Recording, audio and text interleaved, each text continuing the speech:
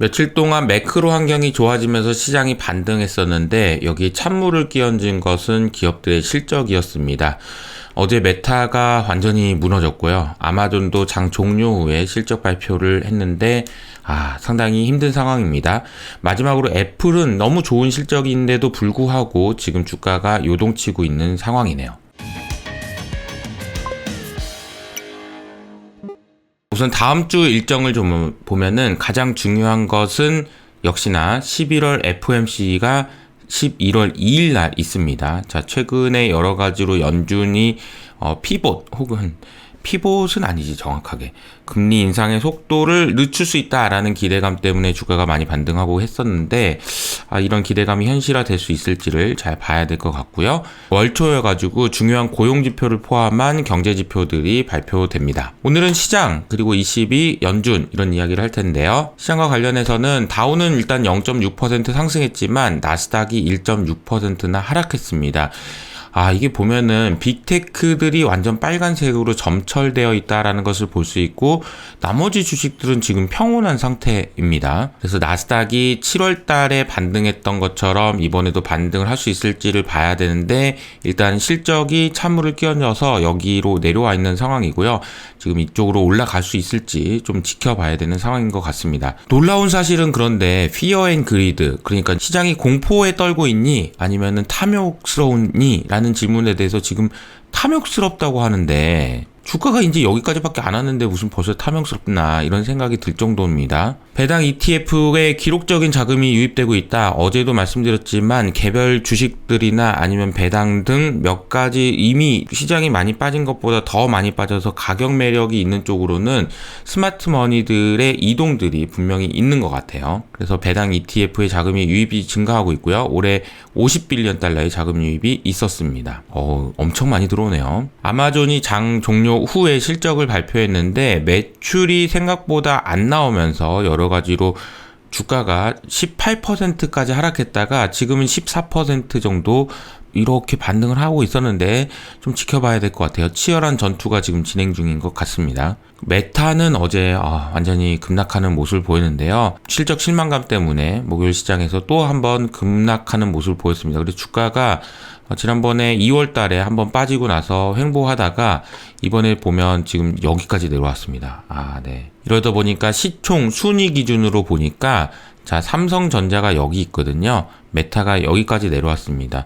메타의 순위는 5위권에서 지금은 33위까지 내려온 상황이네요. 애플은 굉장히 양호한 실적을 발표했습니다. 아이패드를 제외하고 대부분의 실적이 잘 나왔다라고 볼 수 있는데 특히나 제가 인상적인 부분은 맥, 그러니까 PC 수요가 굉장히 부진함에도 불구하고 컨센서스를 크게 상회하는 좋은 실적을 발표했습니다.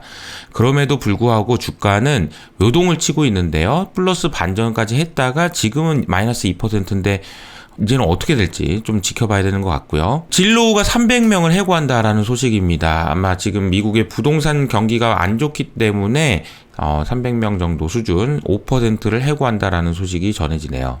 국채 시장에 대한 이야기를 해보겠습니다. 어제 2년물 금리가 큰 폭의 하락을 했고요. 오늘도 약세를 지속했습니다. 4.3%까지 내려온 상황이고요.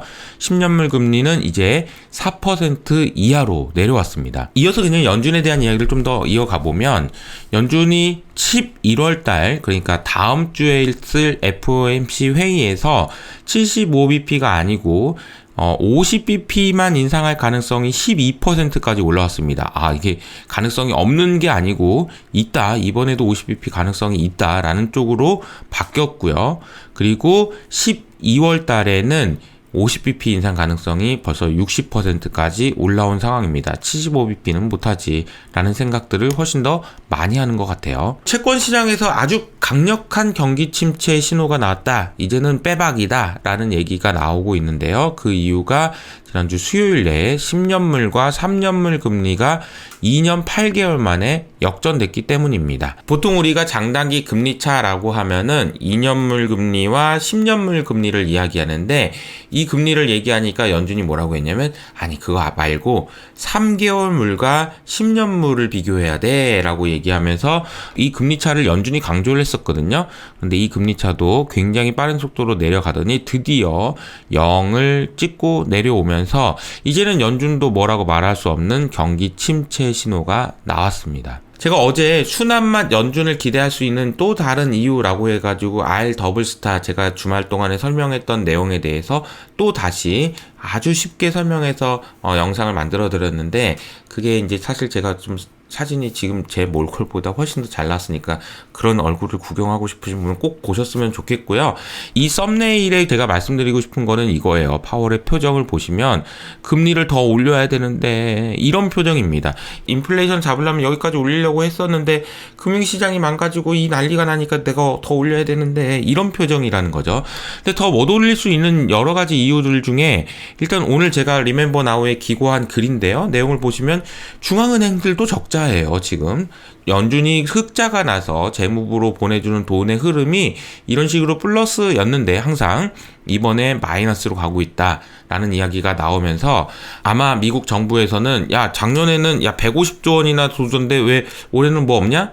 뭐 없어? 올해는 왜 없어? 이런 분위기가 될 거라는 이야기가 나오고 있고요. 그러면서 파월 의장에게 정치적인 압박이 가해질 거라는 기사들이 나오고 있습니다. 그러면서 야 금리 인상하는 거 좋은데 야 그러다가 니네 뭐 손실도 나고 경제적 고통 고용 어떻게 할 거야? 너 이렇게 해도 되는 거야? 막 이러면서 이제 엄청난 압박이 있을 겁니다. 그럼에도 불구하고 인플레이션을 잡기 위해서는 그런 압박에도 불구하고 금리를 계속 올려야 되는데 그런 압박에 굴복하지 않고 파월이 계속 갈 수 있을지 굉장히 의구심이 드는 여러 가지 일들이 발생하고 있다라는 거죠. 중요한 건 그런 것 같습니다. 결과적으로는 연준이 금리를 더 이상 못 올리는 상황, 혹은 연준이 QT, 그러니까 양적 긴축도 못하는 상황이 된다라는 건 알겠는데 그것이 인플레이션을 잡았기 때문이냐 아니면 다른 이유 때문이냐에 따라서 시장의 분위기는 완전히 달라질 수 있을 것 같습니다. 기업들도 채권 만기를 연장하기 위해서 굉장히 노력하고 있다라는 얘기가 나오는데요. 고위험 기업들은 채권 만기를 연장하고 싶은데 여러 가지로 어려운 일들이 있어서 어떻게 될 수 있을지 걱정하고 있다라는 이야기가 나옵니다. 결국 중요한 것은 만기가 언제 많이 돌아오느냐인데요. 레버리지드 론이라고 해가지고 이 론들은 지금 2023년 후반기부터 2024년에 굉장히 몰려있다라는 것을 알 수 있습니다. ECB 이야기로 넘어가 보도록 하겠는데요. 달러 인덱스가 어제 급락했었는데 다시 반등을 했습니다. 그래서 110 수준까지 다시 또 턱 밑까지 올라와 있는 상황이고요.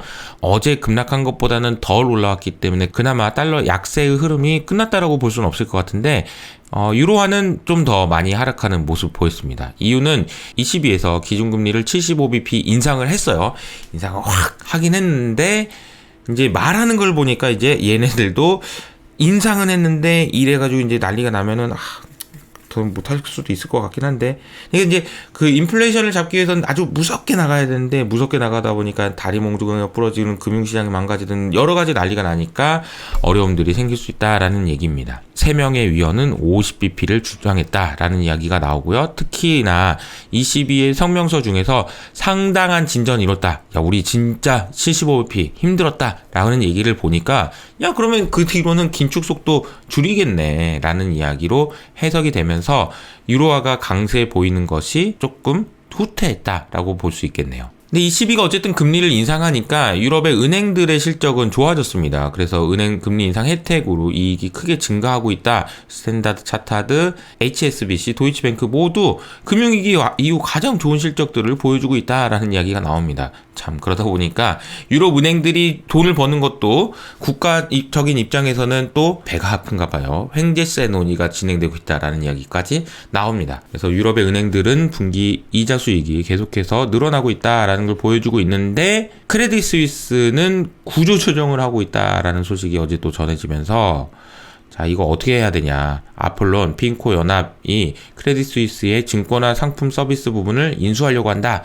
사우디 은행 등의 지분을 매각하려고 한다.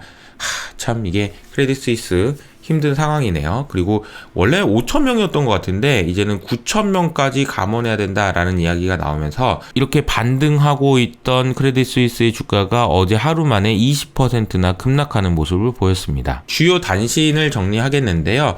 주요 단신 치고는 굉장히 좀 중요한 이슈입니다. 미국이 사상 최대 규모의 석유 수출을 했다라는 이야기인데요. 원래는 미국이 원유를 굉장히 중동을 포함해서 많은 국가들에게 많이 사오는 나라였습니다. 즉 달러를 풀어주면서 야 니네들한테 내가 돈 줄 테니까 기름 내놔 이런 분위기였는데 셰일 혁명 이후로 기름을 계속 밖으로 내보내는 양들이 늘어나고 있다가 이번에 러시아 우크라이나 전쟁 이후로 기록적인 수준까지 늘어나게 됐습니다. 그래서 그림을 보시면 오일을 밖으로 보내는 양인데요. 보시는 것처럼 2013년에는 못 보냈어요. 원유를 보냅니까? 우리가 쓰기도 바쁜데 라는 분위기였는데 계속해서 쭉쭉쭉쭉쭉쭉쭉 늘어나더니 여기 보이시나요? 급증하면서 사상 최고 수준으로 밖으로 내보내고 있다라는 얘기인데요. 이 이야기의 의미는 제가 여러 차례 설명드린 것처럼 미국이 시큰둥해진 이후 중동이나 이런 쪽에서 기름을 받는 것이 아니고 이제는 안 받는다라는 이야기가 되겠습니다. 더 이상 미국이 세계의 경찰이 될 이유는 없다라는 얘기죠. 개인들에 대한 이야기인데요. 청구서 납부에 어려움을 겪는 미국의 가계가 증가하고 있다라는 소식입니다. 미국 가계의 41%가 일상적인 비용 청구서 납부에 어려움을 겪고 있다라는 소식이 전해지면서 중간 선거 격전지인 네바다, 아리조나, 조지아 지역에서 높은 수준을 보이고 있다라는 것이 정치적으로도 영향을 줄 것 같고요.